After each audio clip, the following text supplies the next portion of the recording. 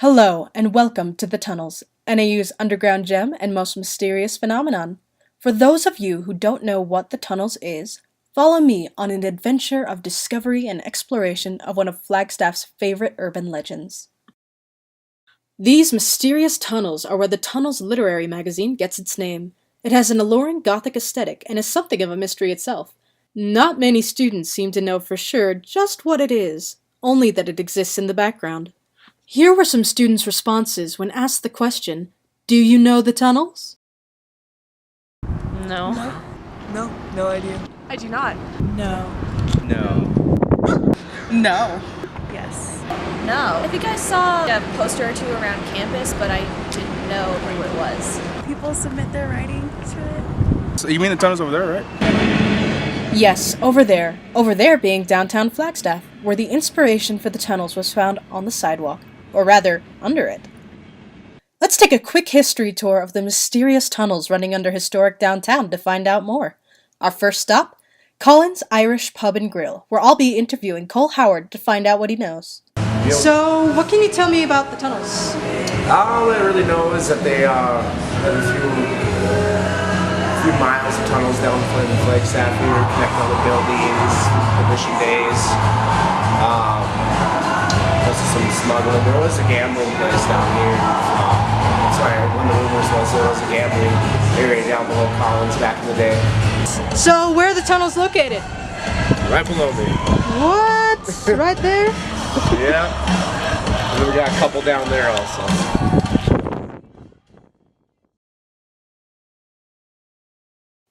After checking it out from the outside, Cole took me downstairs to explore more of the tunnels connected to the building, and to see the skylight from below. Is it like part of the hiring thing that they tell you about it? Well, I say the place is haunted, but... Oh, the ghosts of the gamblers and the drug addicts and the Prohibition era people. Yeah, I heard it used to run through this town quite a bit. The tunnels. So this is the patched up entrance to one of the tunnels, right here? Yeah. Yep. The cemented off spot? Yep. Oh, that's cool. And the other one? It's a ways away. So, it's back here.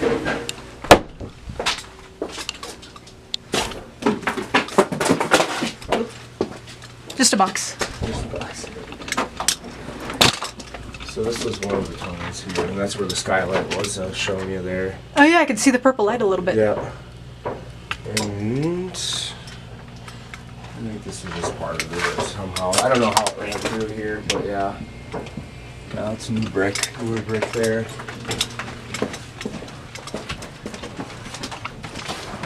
Those were, I'm assuming it's for the Prohibition era, right? Yeah, something. And there's one of the skylights right there from underground. That is going to get me an excellent thing for my supervisor. But Collins isn't the only place connected to the tunnels. I went next door to the Macmillan to ask Shane where the tunnels lay on the map. I know that they're down there, but they've done a tour. They've been used for prohibition, smuggling, hiding stuff. They're pretty much closed off. I lived here all my life and never been down there. I think all the buildings are connected. I know they run all the way up to Maloney's down this block, and then they're pretty much all like downtown. Down the street, I conducted a quick interview with Colin Heath to ask about the tunnels that lay under Blend's Winery. The tunnels are just kind of a part of the basement system that we have. They go all throughout downtown underneath each shop. You know, our basement used to be the same level as the tunnels, so with our basement they kind of cleared it out and re-innovated it, turned it into a usable space. Tunnels, they're not really a part of our lease. We're not allowed to use that space. It's not a part of our lease. Colin informed me that the tunnel that I was entering into was one of the largest surviving open areas of the tunnels. I felt uneasy walking the rough, uneven flooring to reach the end of the dark, dank tunnel, but I would feel even more disturbed after Collins recounted some eerie ghost stories for me. All in all, they were a perfect fit for the aesthetic of the Tunnels magazine. I've just had weird stuff happen here. Everything's all connected through the tunnels. There's pretty good and well-known haunted stories at the Monte Vista and Weatherford. There's like the meat man, the gangster that was shot and then went and drank himself to death at the Monte Vista, the bellhop. Really weird things happen here. Chairs falling off the tables, computers turning on when nobody's around them, doors closing, just weird stuff. And you try and explain it or justify it the best way that you can, but still some of it's like, how did that just happen?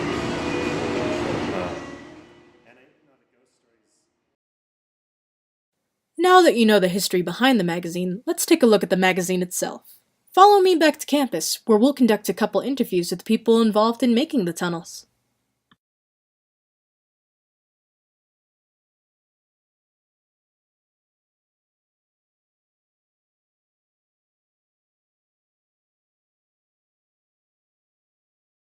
I was super excited, but also really nervous, especially for my first one, Odette. When I turned it in, I was kind of at that mindset where I'll just give it to people and see what happens. And luckily it worked out very well, so that was super exciting. With the Sunflowers poem, I was a little more confident, and even if I didn't get accepted, it was still okay, sort of thing. Were you surprised when your poems were accepted into the Tunnels magazine? I was surprised and super honored that they were accepted. It was just really cool to know that people appreciated my poetry. What does the Tunnels mean to you? Have you been a reader for long, or how did you discover it?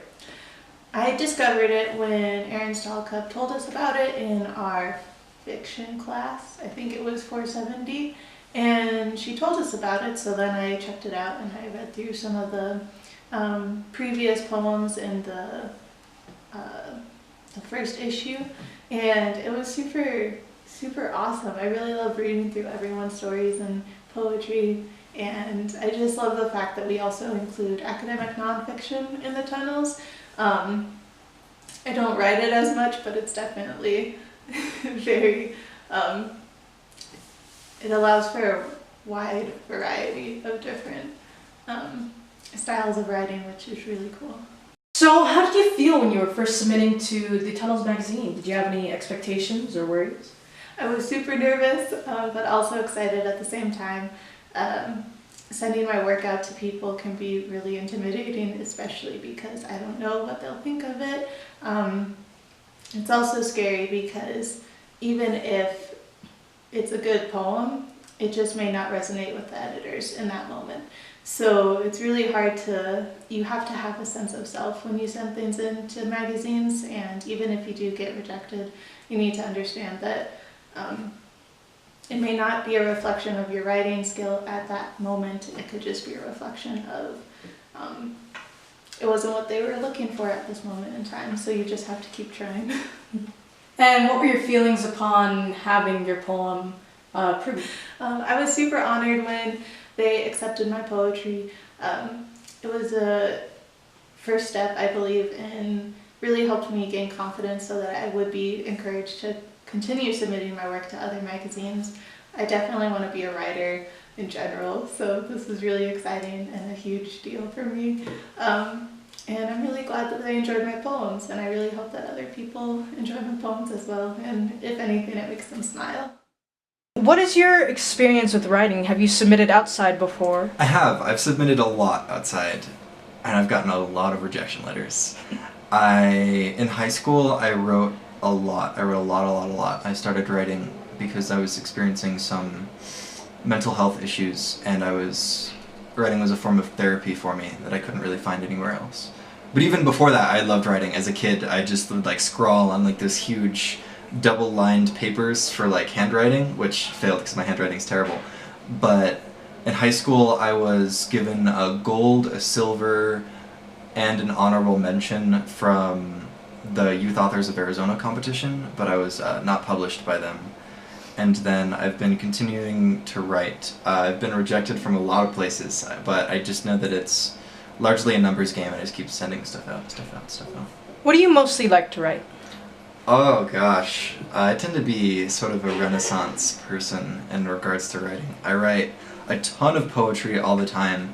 My fiction can be bizarre. My fiction just tends to be whatever I'm interested in at the time. My fiction tends to be mostly fantasy. Recently I've gotten really into horror, so I've been writing a lot of horror, or science fiction, which is like what the Tunnels published in my short story. What drew you to submit your work to the Tunnels? Honestly, the first time it was a whim. I saw one of the papers on the boards in the liberal arts building, and I was like, that's neat. And I was sending things out anyway, and I was like, if it's right here, maybe I have a better chance, or maybe, I don't know, it just felt closer to home, which meant less scary. And yeah, and then I decided to send stuff back because I read the issue after the one that I was published in, and I was just impressed, and I wanted to be a part of that again. As to why you were impressed by the Tunnels, was it something about